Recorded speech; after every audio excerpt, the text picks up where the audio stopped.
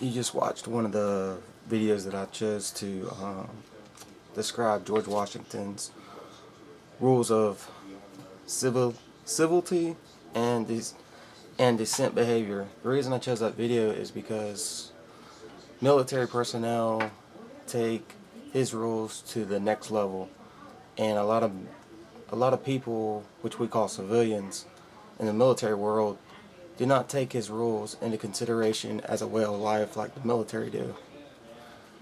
At the age of 16, George Washington copied out by hand the 101 rules based on a set of rules composed by French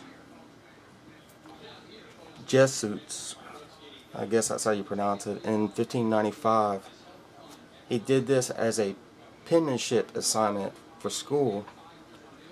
These rules proclaimed our respect for others, and in turn give us the gift of self-respect and highlighting self-esteem. I got that from the Foundation's magazine website.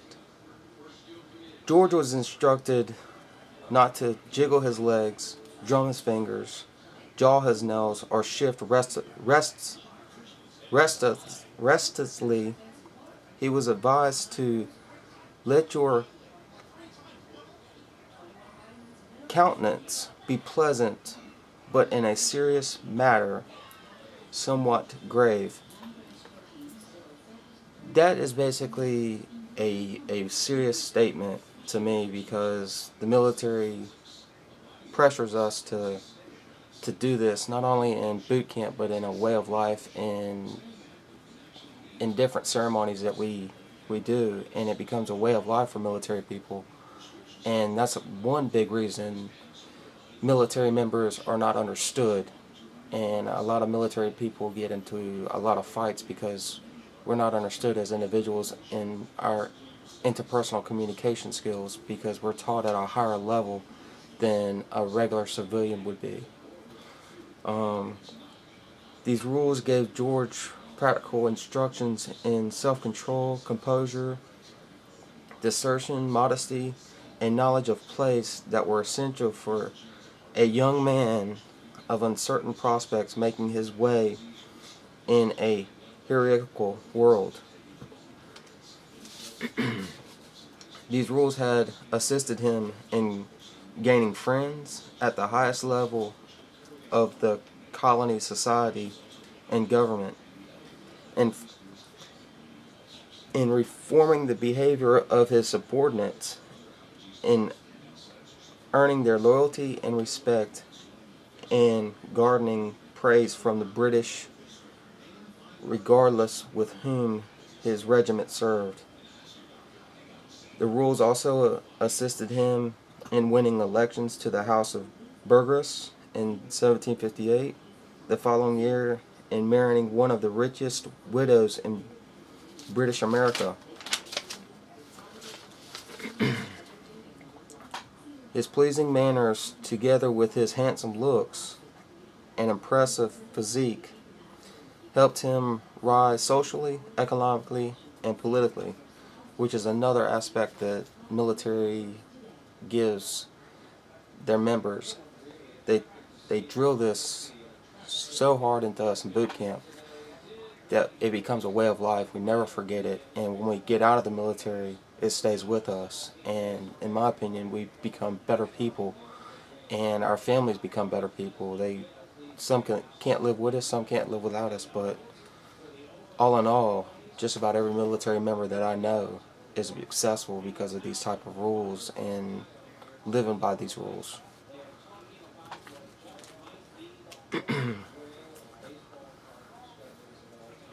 Unmanly behavior was not just impolite, it was treacherous, and Washington himself said it was a sin. This came from George Washington, Unmanly Behavior, The Clash Between Civility and Honor by William Sine. One of the big things I wanted to also discuss in this speech is the military ethics and core values. Each of the branches of the military share the basic code of ethics, morality, concern for righteousness, or principles of goodness.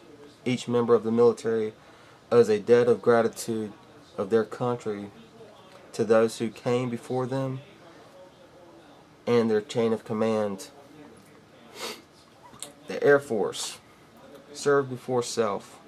Army, selflessness serves. Army, Marine, and Coast Guard, commitment, which are all big things that George Washington states in his rules that applied in his life that he used. And the military adapted a lot of his rules and made it into a code, which is the UMCJ, which is the Uniform Code of Military Justice, which we have to abide by law in the military. And we are reprimanded by that book. We live by that book, and we go by that book, period. And the Americans go by the Constitution, but if we had the UMCJ in place, I really believe it would be a better place in the world, because we have code of ethics, values, and dress codes, the way you act, the way you speak, everything that you really need in life is in that book, and we have to abide by it. Personal ethics. Personal convictions from the most effective basis from morale and ethical behaviors, according to Major General White in his article Personal Ethics versus Professional Ethics. He further explains that commanders would prefer every military member be instinctively capable of doing what is right. However, personal convictions change with our society, especially when so many in the intellectual and educational communities practice relativism, engaging in what feels good for the moment, rather choosing conduct based on moral definitions of right or wrong. When personal ethics are lacking, the consistency of laws must be established, which is another main thing that the military teaches you. You don't only go by education, you have to go by the way you uphold yourself to get somewhere in life. Education is not going to take you but so far. Your personality will take you further.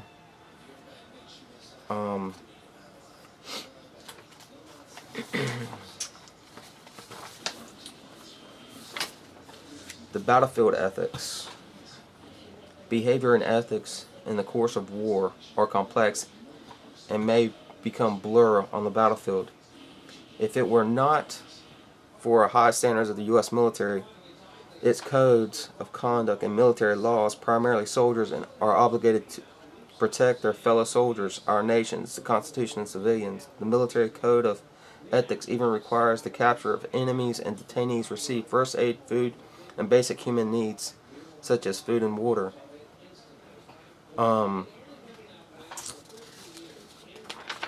All this is basically the stuff that I would say champions are made of.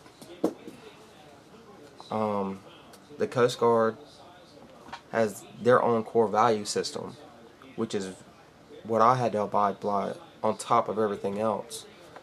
When the Coast Guard was formed, they were formed as a reserve of the Navy, and we are part of the Navy. Even though we're part of Homeland Security and our own entity, we still, in an act of war, we are Navy soldiers, and we adapted these core values ourselves, which I thought were really important in the discussion of George Washington's rules. We go by honor, respect, and devotion to duty. Honor, integrity is our standard. We demonstrate uprising ethical conduct and moral behavior in all of our personal actions. We are loyal and accountable to the public trust.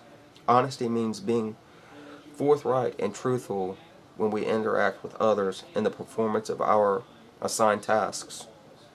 We will bring problems forward as soon as they are identified and not attempt to misrepresent our errors or evade their consequences.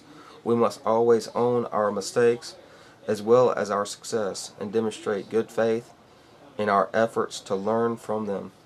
Respect. We value our diverse workforce. We treat each other with fairness, dignity, and compassion. We encourage individuals' opportunity and growth and promote creativity through empowerment. We work as a team and take pride in our workplace. Devotion to duty. We are professionals, military and civilian, who seek responsibility, accept accountability, and are committed to successful achievements of our organizational goals. We are here to serve and to do so with pride. That came from the Coast Guard website.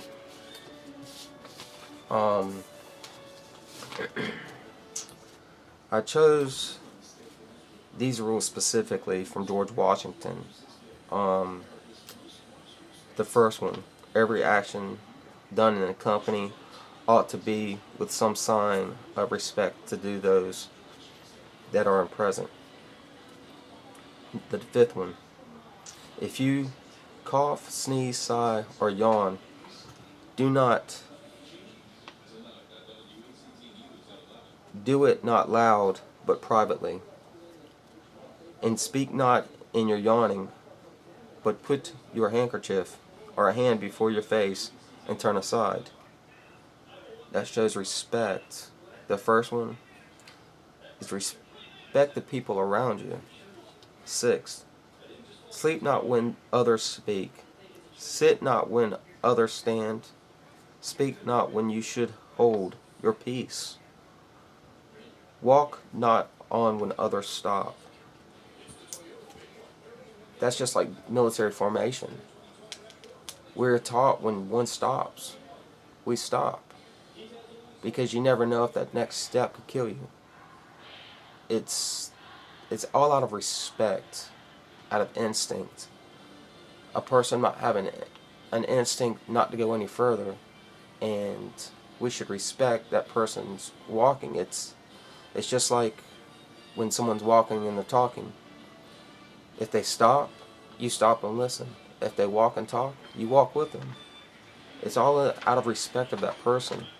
The 7th, put not off your clothes in the presence of others, nor go out of your chambers half dressed.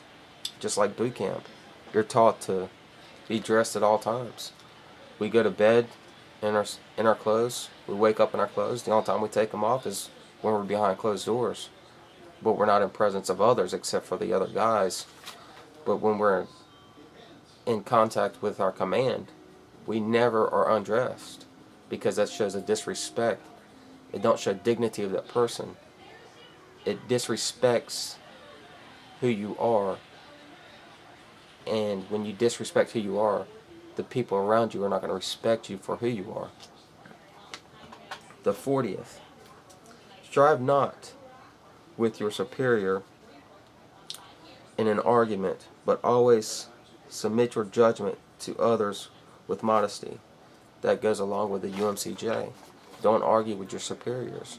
Do as you're told. Don't question it. Even if it's not right, you still have to do what you're told. And that's how the military has always worked. And a lot of people just don't get that. They want to argue with their managers and their bosses, and all in all, it gets you fired. Shut up and listen. Do what you're told. You'll get further in life.